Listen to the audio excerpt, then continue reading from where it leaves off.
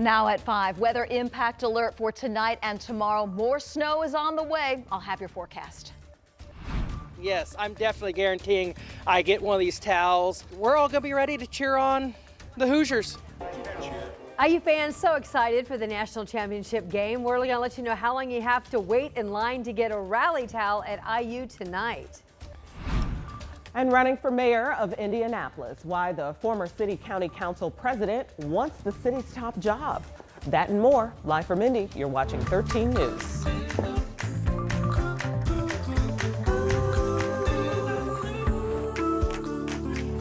And here it is, a live look outside Assembly Hall in Bloomington. Look at that line stretching out. We were asking Brandon, he goes, there's got to be 1,000 people that are lined up in here. I believe it. We understand that there are 10,000 rally towels supporting IU's efforts for the national championship game that are going to be handed out here. And they lined up in these cold, cold temperatures. So glad they've got the blue skies and sun. Yes, and they're just seeing red and enjoying the time and hanging out with each other. Ought to get this towel, get this piece of history. Look at him running in. Yeah, the door's open and now they're going in. Our Brandon Schaff is there. We're going to check in with him. He's been talking with people, kind of a community forming outside, a little bit of bonding, a little bit of hype, a lot of Hoosiers There you go. as they're standing there in line.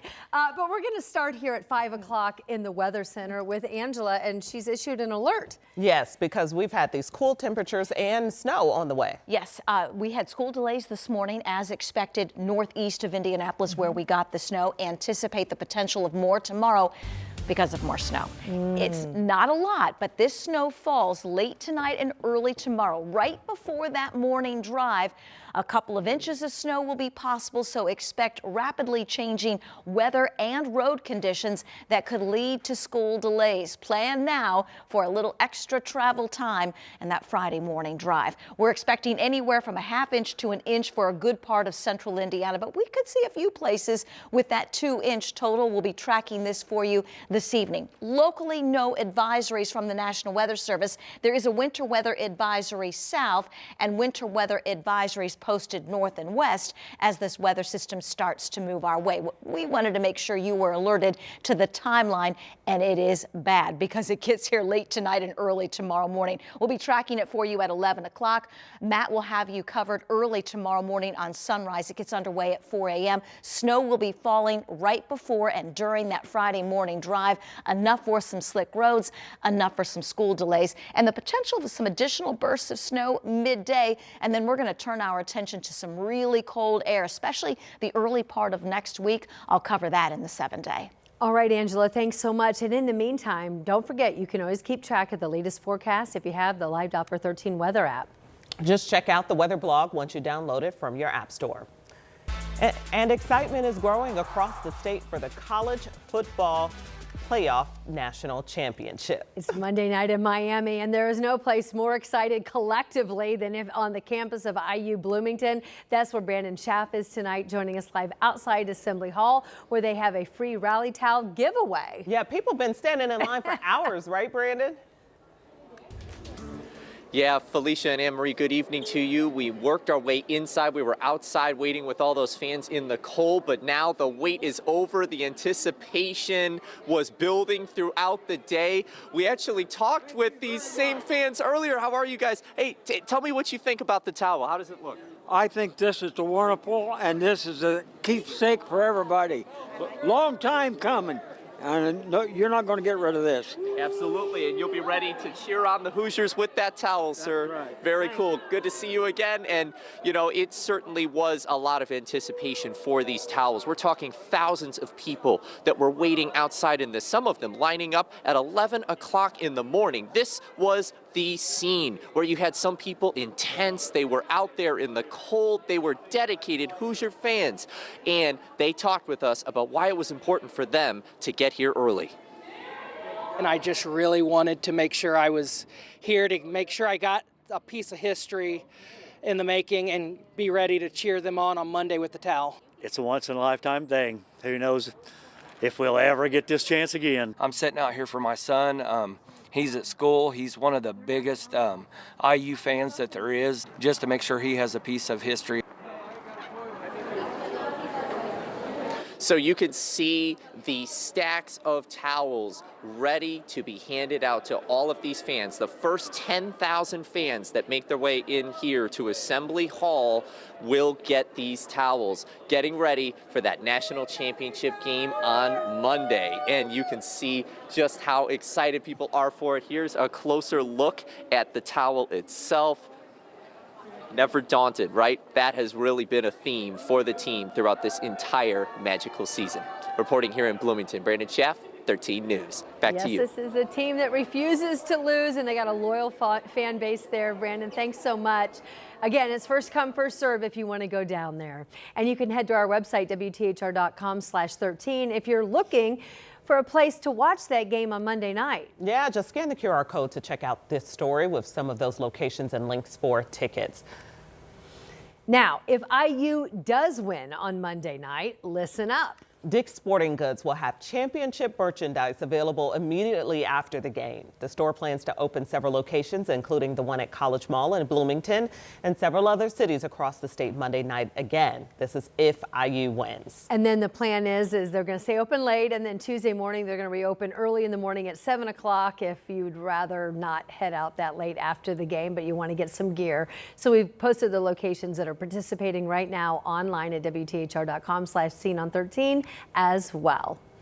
Okay, history is being made right before our eyes, and we're going to make sure you see everything. We got you covered before, during, and after the championship. Dom and Eli made the trip. They're already in Miami right now with our sports team. They are gathering stories that you're going to see right here on 13 News. They're going to be joining us at this time here live tomorrow. Dustin and Sam are also leaving for Miami this weekend, where they will help bring you even more coverage of this historic moment for IU. To other news now here in Indianapolis. Indianapolis has its very first officially announced candidate for mayor in the year 2027. Rich and I sat down for a conversation this afternoon with Vop Osley while we wait on the current mayor to announce his future political plans. Indianapolis has always been a work in progress, a place still being drawn. 62-year-old architect Vop Osley, former Democratic president of the City County Council, announced with this video that he's running for mayor. Osley told me he has the experience, the knowledge, and a vision for Indianapolis. Every single neighborhood realizes and can see not only that they count, but that their voices matter, and the things that they put on the table, that will work to implement them as much as we possibly can. Osley has served on the City County Council since 2012. He held the role of president for 8 years. He gave up that position at the end of last year, which opened the door to this run for mayor. We have a Democratic mayor who could seek re-election. Have you talked to the mayor about your plans, and where does he stand? Well, I can't tell you where he stands, but I know that he and I have talked. He and I talked about some months back. So would you be running even if he decides to run for re-election? Well, can't say what he's going to do, but I do intend to run. Hogsett's campaign responded, Mayor Hogsett remains focused on governing for the remaining 2 years of this term, continuing to deliver safer neighborhoods, better roads, and investments that improve the quality of life for all Indianapolis residents. Indy Republicans don't have an announced candidate, but issued a statement that includes, Councilor Osley spent 8 years as council president supporting the current administration, with little public accountability or independent ideas. The desire for change in our city is overwhelming. Osley was born in Nigeria, but raised in Hawville. In Indianapolis, Rich Knight, 13 News. And at least 2 other Democrats, in addition to Mayor Hogsett, are considered potential primary opponents for Osley, but no one else confirmed their candidacy, with 13 News today. Tonight, a man who Metro Police say was shot while playing cards is hospitalized, at last word listed in critical condition. The shooting happened around 2 this morning on North Colorado Avenue near East 34th and North Sherman Drive on the east side of Indy. Investigators tell us several people were playing cards when someone then put a gun on the table. Officers say it accidentally went off. Metro Police then arrested a woman who they say was involved in that shooting. Tonight, there's an investigation into the death of a woman inside her cell at the Marion County Jail. The sheriff's office says someone found 58-year-old Jacqueline Suplet unresponsive just after 6 this morning. They believe she died of natural causes and they do not suspect foul play. She was being held on 2 different battery charges.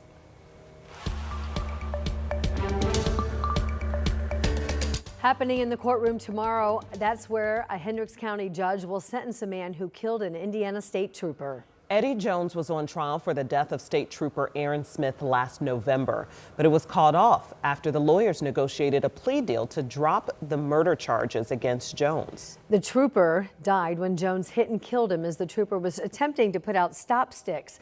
This occurred in June of 2023. The plea includes a 50-year fixed sentence with 40 years in prison and 10 years probation. Tonight, the Montgomery County Sheriff is raising concerns about an alcohol and drug treatment center. Our Jenna Webster joins us now to explain why he says the county is not equipped to deal with its needs. Jenna. Yeah, so the center we're talking about here, it all surrounds the Ladoga Recovery Center. We're talking about both the number of 911 calls and the rural location of the center. Over 13 months, the county call log shows 99 incidents at the recovery center. It averages about 8 a month. The highest call frequency is for a seizure, followed by someone being sick or suicidal. Sheriff Ryan Needham says it's putting a strain on county resources, including a volunteer fire department in Ladoga and EMS based 20 minutes away in Crawfordsville. He wants the center to reevaluate how it accepts patients, but they say they're already screening people for substance abuse, mental health, and criminal history beforehand. The executive director says it's hard to know how someone will react during a detox. If this was a bar and I responded there 99 times in just over a year, I would have already called excise police and that bar would have been shut down. I mean, that's not acceptable. That's pretty standard for this. I think it's actually really low for this industry. We bought a second vehicle to kind of relieve some of the burden on emergency services. So there you see kind of both sides of the argument there, both the sheriff and the recovery center executive director. The sheriff's other concern is there's no public transportation if somebody chooses to leave. He feels that responsibility has fallen on his deputies, but the recovery center says that is not the case. The recovery center also says as of this week, they have a new contract with the private Star ambulance. The executive director hopes it will lessen the burden on county first responders. Sheriff Needham isn't convinced, however, that is the solution and says if Star is not available, it will still fall on the county to provide those EMS services. Yes, so I think they kind of point on it there that this is a very unpredictable patient population there, right? Yeah, they say they screen for, how people, their mental health is, their physical health, but when someone is coming off of alcohol, they're coming off of drugs, they just never know how they're going to actually, their health is going to react to that. Yeah, it can be pretty volatile. All right, Jenna, thank you. Tracking people convicted of domestic violence? The registry 3 Hoosiers are pushing for tonight at 5:30. Temperatures tonight in the 20s, even colder air in the forecast. I'll have the numbers. And taking on 2 big international issues. We have the situations the president addressed in Venezuela and Iran today.